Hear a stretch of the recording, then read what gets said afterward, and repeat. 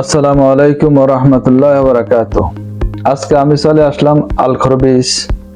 এই আল খোর বিচটি হলো কাতারের রাজধানী দোহা থেকে প্রায় 57 কিলোমিটার দূরে। এটা হলো ছোট একটি পাথরের পাহাড়, আর এই যে এই ড্রামটা হলো পাখিকে পানি খাওয়ায়। আমি দূর থেকে খেয়াল করলাম, তাই সামনে গিয়ে দেখি যে এক ভাই বাংলাদেশি হবে পানি খাওয়াচ্ছে। আর এই হলো সেই কাঙ্ক্ষিত জায়গা। আসমানিদের দেখতে যদি তোমরা সবাই চাও, রহিমউদ্দিন চট্টবাড়ি রসুলপুরে যাও।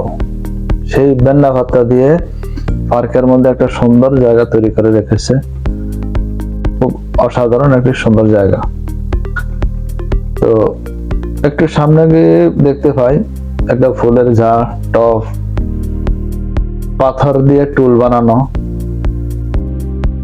আর একটি সুন্দর সুন্দর পাখি, নাম না জানা, কিন্তু আমি কাছে ডেকেছি, আসে নাই, কারণ আমি যে বাংলাদেশি।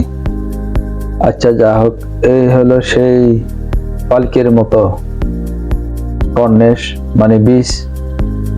মৃদু হাওয়া বইছে, আর পিছনে সমুদ্র। এটা হলো আরব সাগর। এই হলো বিচের উপরের থেকে ভিডিও নেওয়া। আর আমি একাই ছিলাম, সাঁতার কেউ ছিল না, প্রচুর গরম ছিল। ওদিকে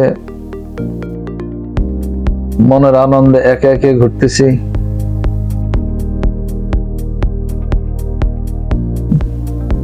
আসলে কথাগুলো আমি গোছালো বলছি না, ওখানের মধ্যে বাংলাদেশিরা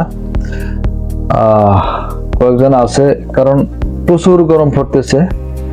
এই হলো আর একটি ছোট একটি টিলা, কর্নেশের অপোসাইডে। আর তার পাশে এই যে মসজিদটা টিলার উপরে, খুব সুন্দর। দার্জিলিং এ বলা যায় না মতোই, প্রায় এত সুন্দর।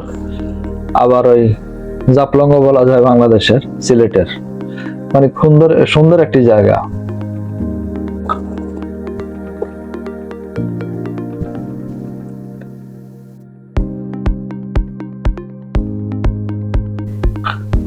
আর এটা হলো উপর থেকে একজনে ভিডিও করতেছে। এটা হলো শেষ বেলা। মূল কথা হলো কাতারের আল খোর বিচটি কাতারের দোহা থেকে প্রায় 57 কিলোমিটার দূরে।